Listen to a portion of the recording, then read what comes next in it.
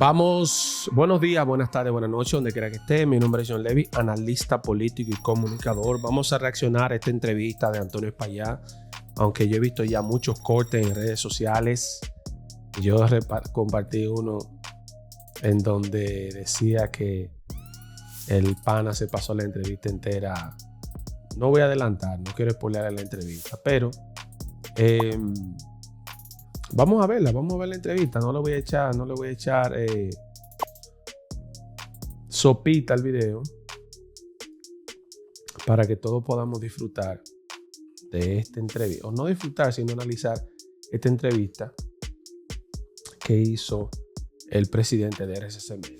Vamos a reaccionar. Señores, gracias por seguir con nosotros. Hoy tenemos una entrevista que queremos compartir y que consideramos que muchos dominicanos y dominicanas... El logo en grande de Telesistema, Canal 11. ¡Primicia! No importa el lugar donde se encuentren, estarán atentos a esta conversación. A raíz de la tragedia en el Jet Set en República Dominicana, Antonio Espaillat ha aceptado esta conversación. Se lo agradecemos porque sabemos que para los dominicanos, dominicanas e incluso para algunos países de América Latina y otras partes del mundo, es vital lo que conocer exactamente. Entrevista tan importante y buscaron un micrófono de un canal. No pudieron hacer eso en doble canal, no, de un canal. Ese canal es de los corripios, señor. Ustedes son millonarios, no hagan eso. Un audio malísimo. Wow. Exactamente qué fue lo que ocurrió y por qué ocurrieron estos hechos. Univision, no pasa eso. En Fox no pasa eso. Por eso es que República Dominicana es un patio con ojecín a los lados. Que todavía duelen profundamente y que ha originado una cantidad de víctimas que sabemos están muy afectadas. Así que le agradecemos mucho que usted esté en esa disposición. Bienvenido y gracias por estar acá. Muchas gracias, Edith, por esta oportunidad de poder hablar contigo y con toda la nación. Lo primero sería preguntarle cómo se enteró usted de lo que pasó en el Jet Set. Yo estaba en Estados Unidos en una feria de televisión y radio que hacen todos los años en Las Vegas. Se llama NAB, donde exponen todos los equipos, tanto de radio como de televisión, y todas las nuevas tecnologías. Las Vegas tiene una diferencia de horas con República Dominicana, aproximadamente de 3 horas.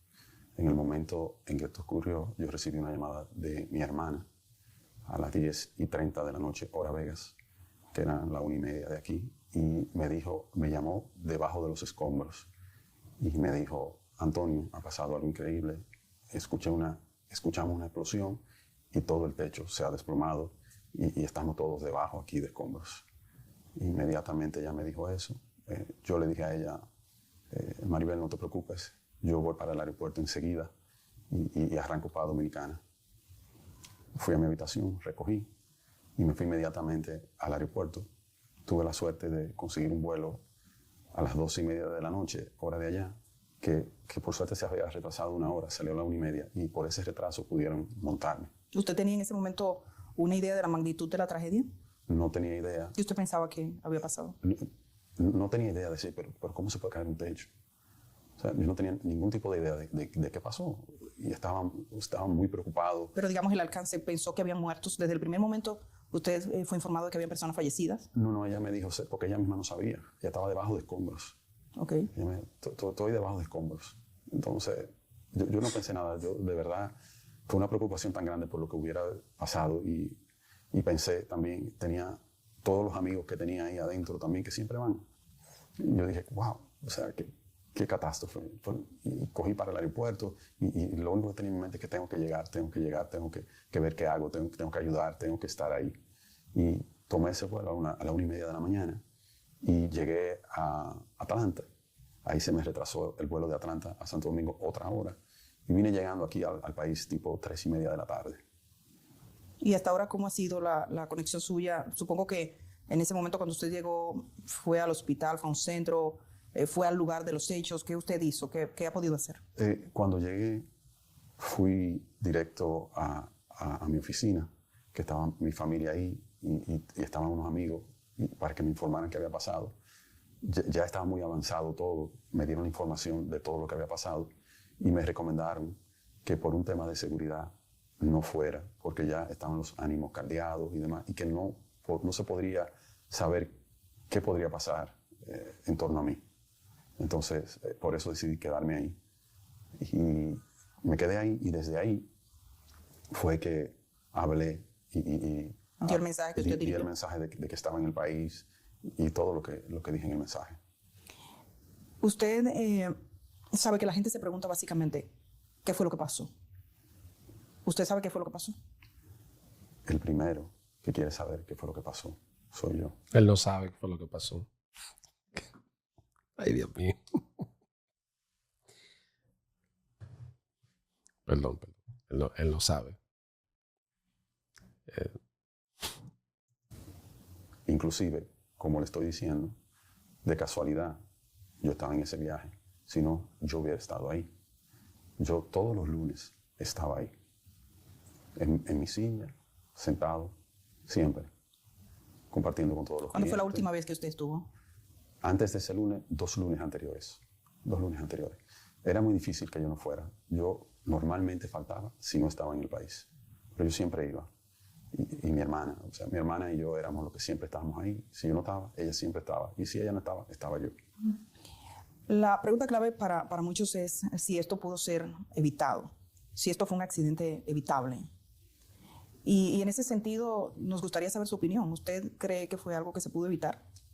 Si hubiera sido algo que se pudiera evitar, usted puede estar segura de que yo lo hubiera tratado de evitar. Porque, como le digo, mi hermana. Esa parte sí yo la apoyo. Yo no creo que intencionalmente Adriano Espaillat, aunque hay algunas personas que han tratado de hacerlo parecer que sí. Para mí, más que nada, eso fue una gran negligencia. Negligencia del Estado, negligencia de los propietarios. Pero intencional no creo que hasta ese punto. Estaba ahí, mi madre estaba ahí todo el tiempo también, yo estaba. Y aparte por un tema de responsabilidad, yo no hubiera permitido, jamás. Pero no hubo nada, o sea, no hubo ningún aviso, nada. Todos nos sorprendimos. Hay dos aspectos que han sido profusamente difundidos en redes sociales y que sería bueno aclarar con usted y que yo sé que usted tiene conciencia de ello. Por un lado, y vamos a comenzar por este punto, hablan de escombros que se caían, de situaciones en las que la gente vio residuos, conversaciones incluso de algunos artistas que refieren que caían cosas del techo. ¿Qué es lo que pasaba con el techo propiamente dicho? En Jet Set, desde que lo fundamos en ese local, hace 30 años, nosotros teníamos el techo en plafón de yeso. Y siempre se nos caían los plafones de yeso. Es decir, tenían un plafón que cubría el techo. Exactamente. Por eso, el polvillo blanco. Significa que no es desde ahora que el techo de Jet Set está dando señales de que había que darle real mantenimiento, una real inversión. Ahí lo que está admitiendo Antonio Espaillat, diga usted si no en los comentarios, es que ya él sabía que había problemas en el techo de la edificación que requerían mantenimiento. Es lo que yo puedo inferir, ¿no? Del yeso. ¿Y por qué se caía el plafón? Diferentes razones. Una de las más normales era el tema de agua. No es normal. No es normal que se caiga el techo en ningún sitio. Eso de que trivializar, eso es un disparate. Y me excusa Antonio Espaillat. Usted vive en su casa de zinc y se cae un palo del zinc, usted revisa. Coño, se cayó un palo del zinc, vamos a revisar. En su casa cae una arenilla del techo de su casa y usted mínimo mira, coño, hay una filtración, hay que como que tirar un fino que se llama. Pero eso no, algo normal. No es algo normal, Antonio Espaillat, que se caiga un yeso de un techo. No es para nada normal. Filtración de agua. No solo filtración, mayormente agua de los aires. De que los aires se condensaban, de que si los drenajes se tapan. Yo no soy experto en aire, pero tengo entendido, los expertos que saben de eso me van a dejar saber en comentarios, pero tengo entendido que los aires, por ejemplo, en mi casa aquí hay 2 aires. Hay uno central, esta casa es sumamente grande, hay uno en la recámara principal, mío y de mi señora. Hay uno que está en el techo y otro que está en la ventana. Y yo veo que ambos tienen una tubería que hacen que el agua caiga al suelo. Por lo menos aquí. Cosas normales de aire acondicionado. No, eso no es normal. Eso no es normal. Para usted que tal vez no le dio mantenimiento a sus instalaciones, para usted tal vez era normal. Pero eso no es normal. Que no nos dábamos cuenta porque los plafones de yeso no se abomban. Si le da el mantenimiento que lleva, si el gobierno funcionara de la manera correcta y supervisara las estructuras sí se dieran cuenta. Pero como los negocios en República Dominicana, y más si son de un poderoso, son vainas para producir, sacar cuarto y producir, pues claro que no te va a dar cuenta. Los de yeso absorben toda el agua, el yeso se pone pesado y cae. Esa caída de plafones que eran de yeso, ¿ocurrió en este último año? Ese corte difeble. Uy, corte más raro. 30 años. En los 30 años siempre se caían. Porque 30 años, imagínate, 30 años en esa chelcha. Y tú no te detienes a pensar que por qué se caen los plafones. Vamos a revisar, coño, eso es una negligencia fatal. Sí, siempre estábamos comprando, siempre comprábamos plafones, siempre. ¿Recientemente habían cambiado plafones? Sí, el mismo día de la actividad cambiaron plafones. ¿El mismo día de la actividad? ¿Cuántos plafones cambiaron? No tengo el dato preciso, pero se cambiaron, siempre se cambiaban. ¿Se consideraba la necesidad de...? Si usted tiene un carro, su carro tiene 4 gomas y hay una goma que siempre se vacía. 2 por 2 son 4. Es que esa goma está pichada. ¿Qué tú tienes que hacer? O cambiar la goma o repararla. No estás echándole aire todo el tiempo, porque usted no está haciendo nada. Eso es lo que Antonio Payá está diciendo. Mira, el plafón siempre se caía, había que hacerle reparación, pero nosotros lo remachamos y lo dejamos ahí. Cambiar el plafón como algo, digamos, consustancial al tema del aire. ¿No se pensó que podía ser algo más? ¿No sé, a una filtración más seria? Nunca pensamos eso. Siempre, en cuanto a filtraciones, nosotros siempre teníamos el techo impermeabilizado. Entonces entendíamos siempre que era un tema de aire. ¿La gente que cambiaba los plafones era la misma? Los empleados, porque un plafón tuvo con una escalera y lo pone y lo cambia. Eso no lleva... son plafones como si fueran de oficina. Para eso no se contrata una gente para cambiar un plafón. Lo hacía cualquier empleado. Una escalera, cambiaba un plafón. Algo vamos a tener que cambiar en el país para que no nos pase de nuevo. 3 cosas que usted piensa que podríamos hacer a partir de este momento. Hay muchas cosas que yo entiendo que a partir de este momento van a cambiar. Yo entiendo que juntos debemos ver todo esto y juntos ver qué cosas tenemos que hacer. Claro que van a cambiar. 232 familias perdieron sus familiares. Padres que perdieron hijos, hijos que perdieron padres, niños que se van a criar sin sus familiares. Claro que el país... Mira, yo de manera particular no sé cómo este señor va a vivir su vida de ahora en adelante. No lo sé. Pero una persona con una conciencia se le haría muy difícil vivir con eso en la cabeza, sabiendo ya hoy en adelante esa persona donde quiera que llegue. Pero ese Antonio Payá, ¿cuál es el de ese donde miraron las 244? Sí, ese mismo. Coño, es duro vivir con eso arriba.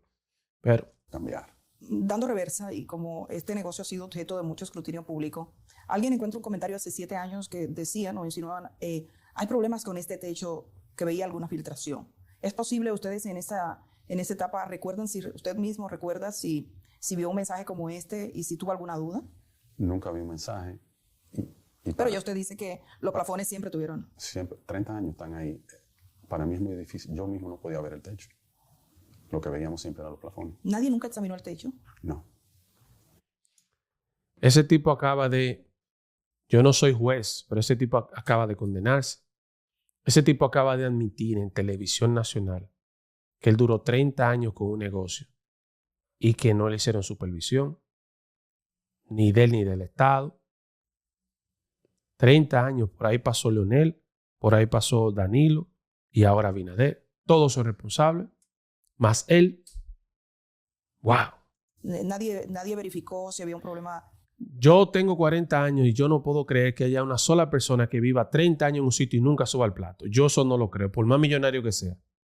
O que no se fije, por lo menos. No, yo no creo eso. ¿Estructural o de filtración de agua?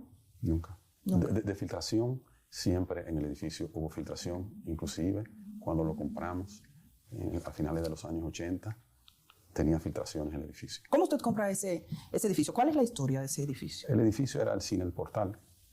Y nosotros se lo compramos a los propietarios de ese local. El Jet Set estaba ubicado al lado de la Coca-Cola.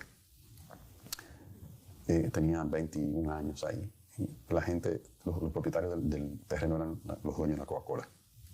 Y ellos ahí nos dijeron que iban a necesitar el terreno. Entonces nosotros dijimos que no había ningún problema, que nos dieran 3 años para mudarnos. Y en ese tiempo ubicamos el cine.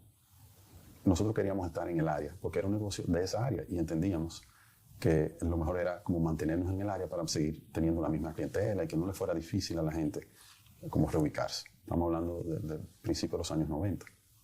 Y entonces usted compra. El edificio lo compra la compañía. La compañía compra el edificio. Y entonces ahí duramos un tiempo y luego entramos a trabajar. Para ustedes entrar y hacer la discoteca ya dentro, como era previamente un cine, ¿hubo algún cambio en la estructura? En la estructura no hubo ningún cambio. Lo único que hicimos fue que usted sabe que los cines de esa época eran cines grandes y era como teatro, que era como bajando. Entonces lo único que hicimos fue nivelar el piso para que tuviera, porque era hondo, un poquito hondo, para bajar hacia la pantalla. Pero no hubo ningún cambio estructural, digamos, Ninguno. del peso, del techo. No, ninguno. Ningún cambio. No. Cuando usted dice la compañía, usted es el propietario del Jet Set. Yo soy gerente Gerente. de la compañía del Jet Set. ¿Y quiénes forman la compañía? Mi madre y... Ahora nadie es dueño. Nadie es dueño del Jet Set ahora. Ustedes dos. Sí. Entonces usted es el gerente desde esa época. Sí, desde que establecimos la compañía. Uno de los aspectos que se ha referido es el peso sobre la estructura. Y desde el aire hay una imagen que muchos han vuelto hacia atrás, donde se ven algunas estructuras.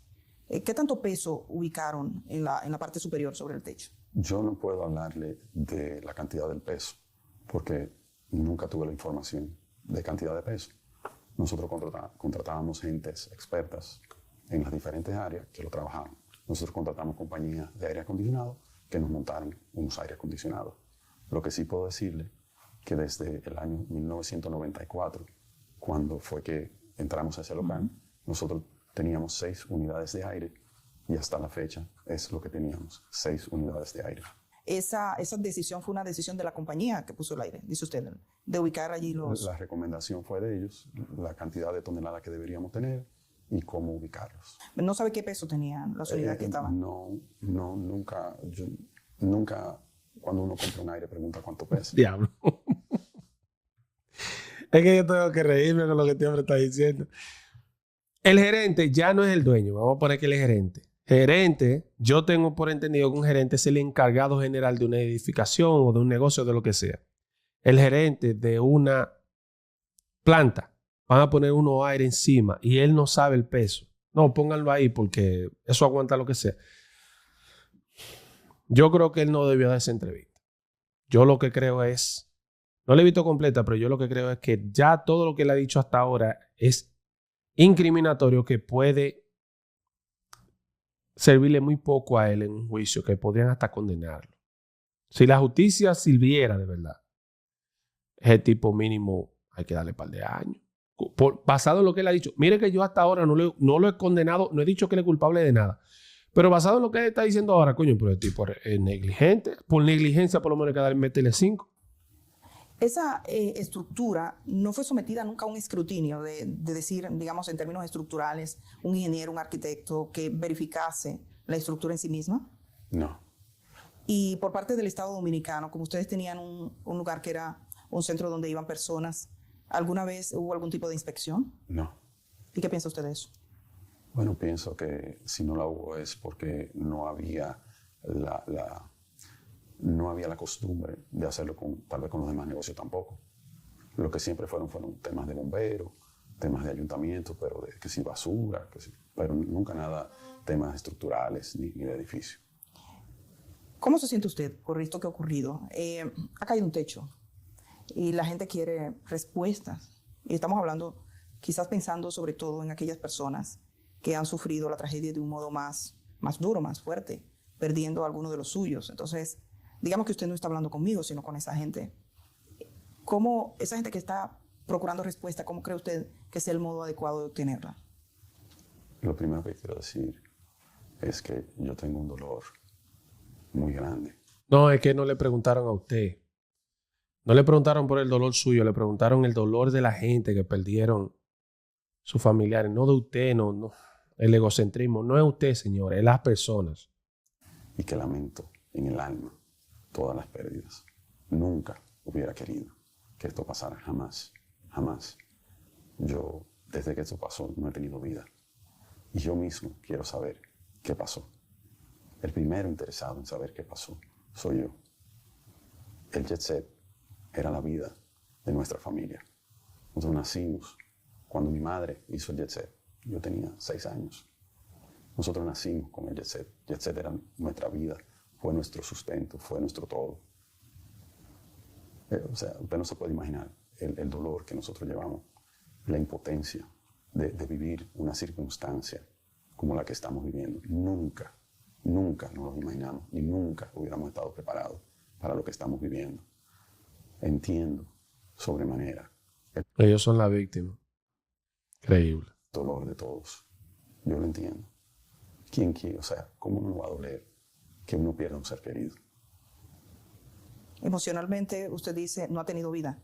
¿Eso qué ha implicado en los últimos días? Los últimos días no duermo. Los últimos días he estado hablando con las familias de nuestros empleados. He estado hablando con familias de las víctimas que se nos han acercado. Pero cuántas cosas quisiera yo hacer que no he podido todavía, ni siquiera empezar.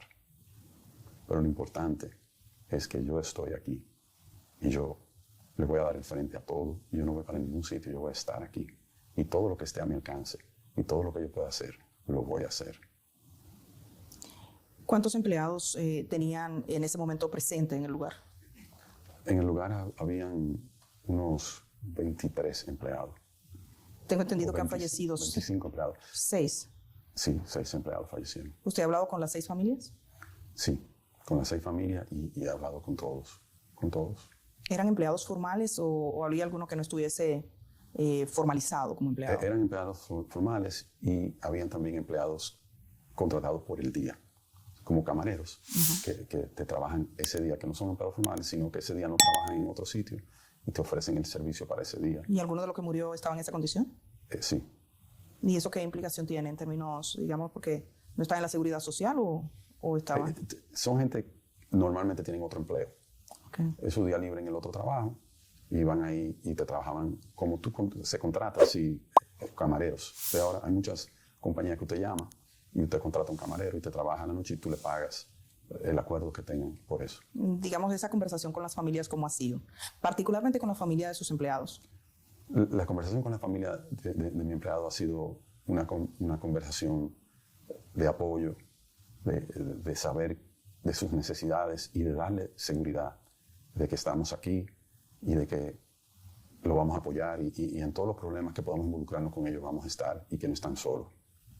Y de las personas fallecidas, dice que se ha comunicado con algunas familias. Supongo que ellos se han acercado a usted. Ellos se me acercaron, sí. ¿Y cuál ha sido, digamos, el tono de esa conversación? ¿O de esas conversaciones? ¿Han sido muchos? No. He hablado con 3. 3 familias. 3 familias. Wow, 3. Fallecidos, 2 de 2 familias fallecidas y uno de uno herido, de una muchacha herida. Ellos me han expresado que no tienen en mente ningún tipo de acción legal en mi contra. Me han expresado que entienden mi dolor y lo que hemos hablado es de cómo juntos podemos ayudar. Aparte de esa familia, un ejemplo, uno de esa familia que vino tiene 2 niñas que quedaron huérfanas, entonces tenía un tema con el colegio, que cómo podemos ayudar y estábamos sentados viendo a ver cómo podemos ayudar de que esas niñas no pierdan su año y de que terminen su carrera de colegio y hasta más. Podría ser. Eso es lo que hemos hablado. Hay algunos vecinos que han hecho referencia a ciertos contratiempos, creo que con el sonido que tuvieron, que hablan de la presencia de algún fiscal o una fiscal. Allí usted, en este tiempo, usted que fue gerente de ese lugar, ¿cómo fue esa relación con los vecinos y qué problemas legales fue lo que tuvo el 10? El tema con los vecinos lo manejó mi hermana. Obviamente, yo le di apoyo. Nosotros buscamos un abogado y estuvimos envueltos con la fiscalía e hicimos todo lo que los vecinos nos pidieron. Revestimos el cuarto de plantas de nuevo para que no saliera el sonido. Cambiamos la planta eléctrica.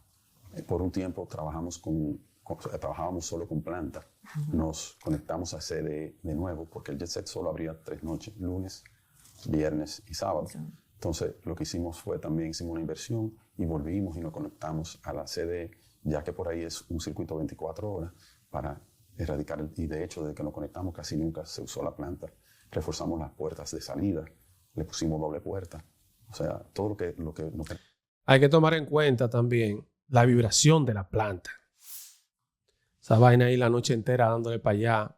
Asumo que en algún momento eso tenía que cediera el techo, ¿no? Permitiera que el sonido saliera.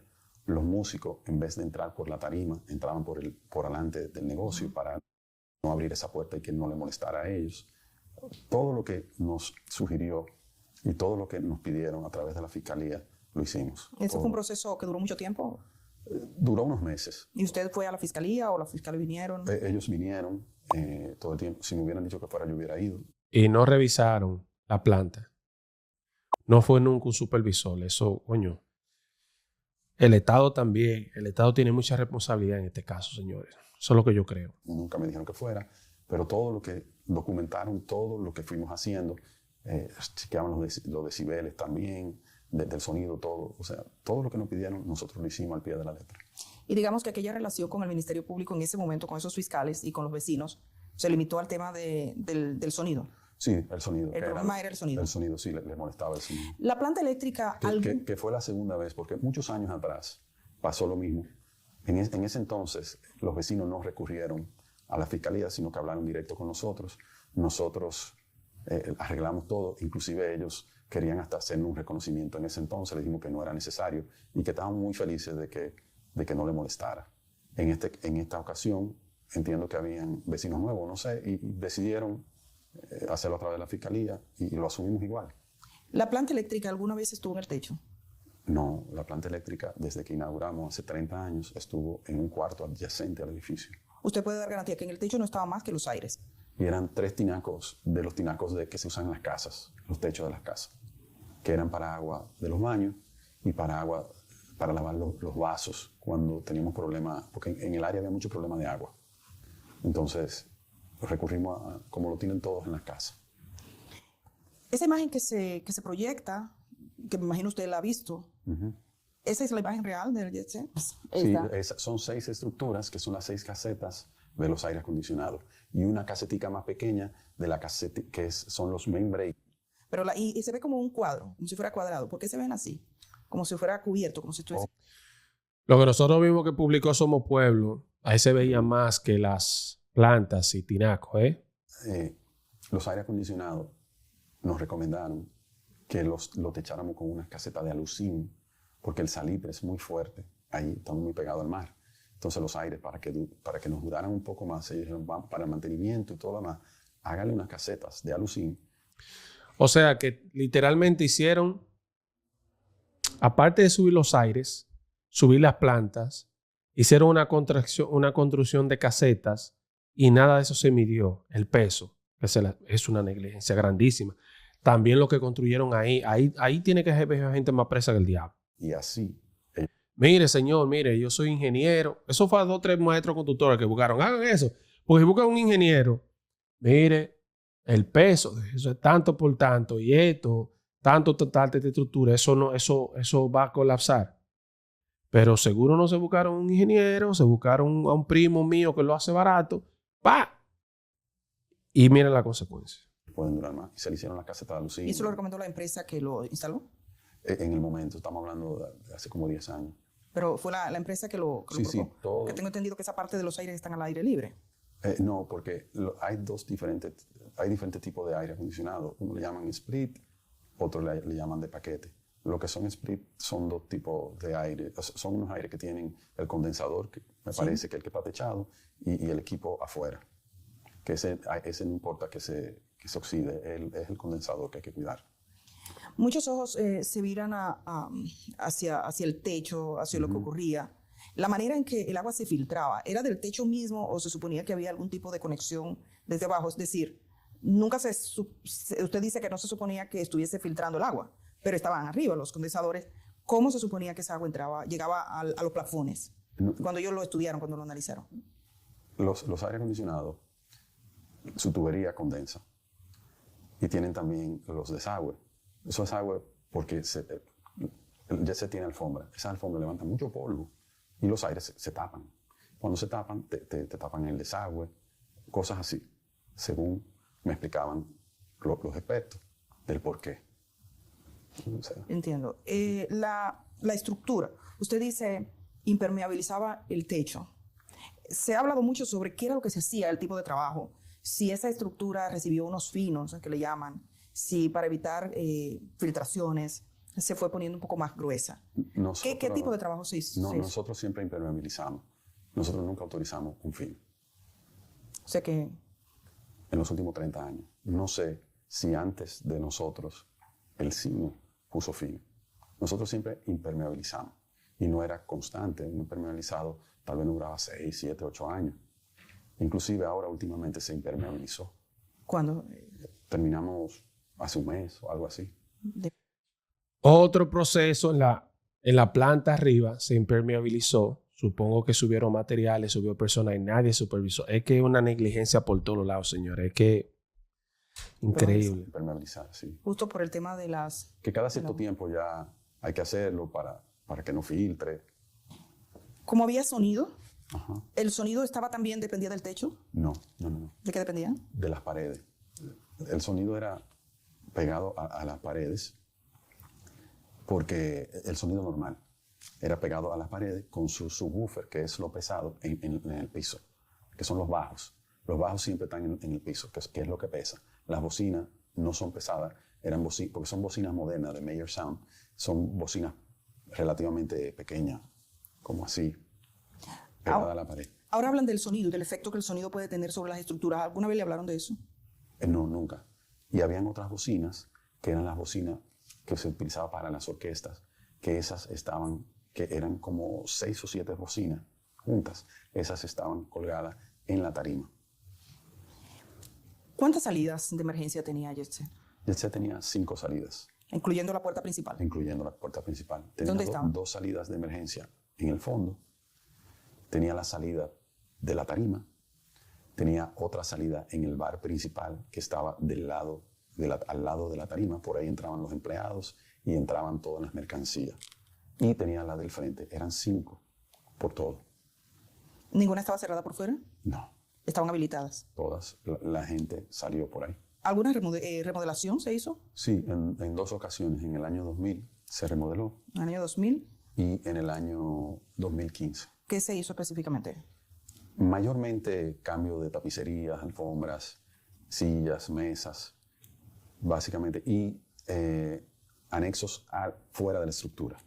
Fuera de la estructura. O sea que no implicaba un peso. No. Para la estructura. No. ¿Y cuando se hizo esa remodelación, fue un personal calificado? Sí, todo lo que nosotros hicimos siempre contratamos ingenieros, expertos en el área. ¿Y nunca? Ingenieros expertos en el área que no pudieron identificar que una estructura con más de 30 años, con plantas, tinaco, construcción arriba, podía colapsar y que él admite que cada cierto tiempo el yeso se llenaba de agua y se caía. No, yo no creo eso. Nadie se fijó. Nunca nadie miró. No, porque, como le explico, eran remodelaciones de abajo, o sea, del salón. Telas, alfombras, sillas. Se remodelaba la parte física, la parte visible, pero no el techo. Bares, decoración. Coño, hay que ver porque ese hombre tiene más empresas, hay que ver las otras empresas si hace lo mismo. Cuando se puso arriba que usted decía que se impermeabilizó, ese personal tampoco notó nada. No notó la posibilidad de un quiebre. No. Pero ese personal que ponía la impermeabilización, ¿qué capacidad tenían? ¿Había algún ingeniero entre ellos? ¿Usted contrataba empresas? Por tiempo se contrató empresa, por tiempo se hizo con gente de mantenimiento de nuestra misma gente, porque los impermeabilizantes los venden, o sea, ahora te venden como por cuadro y tú simplemente lo pegas al techo. Entonces, eso no necesita más de ahí. Se han contratado compañías también con otro sistema que era que le tiraban como un caliente arriba para que se pegaran todo. Todo eso ha ido evolucionando con el tiempo. Pero nosotros siempre contratamos esos servicios. Hay quienes se hacen preguntas y especulan de qué pudo haber pasado. ¿Usted cree que esto fue un accidente o cree que pudo haber manos criminales, digamos un atentado, por ejemplo? Yo quiero saber qué pasó. Lo que pasó es simple. Una edificación más de 30 años sacándole cuarto. No le dieron mantenimiento. Remachaban, no llevaron verdaderos profesionales a que le dieran el mantenimiento adecuado. El Estado no supervisó durante 30 años esa edificación y si lo hicieron Ah, no, eso es de fulano, para allá, un verdugo pegado con el gobierno, deja esa vaina así. Porque el Estado tiene responsabilidad, no de este gobierno. Durante esos 30 años, todos los gobiernos que participaron, el de Hipólito baila ahí también. Y en consecuencia, techo de discoteca se desploma. Más nada de ahí. Yo voy a reaccionar a esta última parte. Yo no puedo decir que fue una cosa u otra. Yo quiero esperar el peritaje, que es el único que puede decirnos. Eso lo criticamos también. ¿Cómo puede haber un peritaje si ahí, adecuado, si ahí inmediatamente pasó el siniestro, pasó el suceso, agarraron y movieron todo? No dieron tiempo a que se fijaran qué fue lo que es verdad. No hay un diagnóstico real de lo que sucedió ahí. Porque rápido así, para salir de eso, quitaron todos los escombros. No hay un video, no se grabó nada. No se puede determinar nada. ¿Qué pasó? ¿Usted ha iniciado alguna investigación, la empresa como tal, al margen de las investigaciones oficiales, o piensa hacer alguna indagatoria con sus técnicos? Eso nuestro equipo legal lo está evaluando. En esta etapa todavía no sé qué se va a hacer. En sentido general, y lo voy a dejar hasta ahí para que usted pueda ver la entrevista completa en el día RD. Ya, él se va a pasar la entrevista entera. Yo no fui, yo no sé, yo soy una víctima, yo esto. La realidad es la siguiente, señores. La real es víctima. Yo no voy a decir si él es culpable o si es inocente. La justicia va a determinar esto. Tengo muy buena relación con la gente de RCC Media, con los programas que he podido participar. Pero la noticia es la noticia. Hay que buscar los responsables de este hecho. Hay que responsabilizar gente que sabe que esto se pudo haber evitado y que esta entrevista deja mucho que desear. Creo que Edith debió ser más concisa, más incisa, hacer más preguntas, hacer más cuestionamientos, ir un poquito más allá. Creo que la entrevista está muy, muy floja.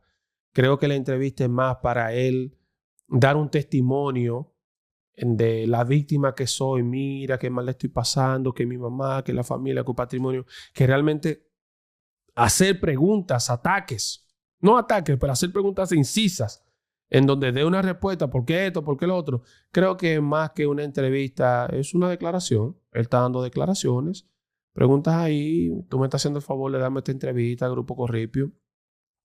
Déjame esto para quedar bien. Yo esperaba mucho más de esta entrevista. Pensé que iba a ser más aguerrida, ese es el término. Pensé que iba a hacer más preguntas que a nosotros nos importan. Pero esto lamentablemente fue para mí una puesta en escena, como el video que él lanzó el primer día que pasó el siniestro. Vuelvo y repito, John Levy, ¿tú crees que él es culpable, que debe? Bueno, el Ministerio Público va a determinar si hay que darle cárcel a este señor.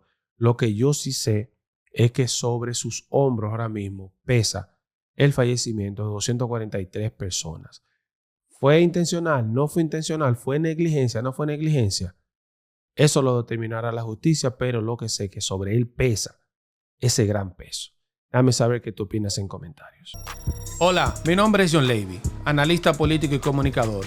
Muchísimas gracias por llegar al final de este contenido. Recuerda suscribirte, comentar y compartir, y sobre todo activar la campanita de notificaciones para que te llegue cada vez que subimos un video. Leemos todos los comentarios y sobre todo recuerda ampliar estas y otras informaciones en mi página web johnlevy.com, johnlevy.com, las noticias como son. Buenos días, buenas tardes, buenas noches, donde quiera que esté. Un abrazo grande y hasta pronto.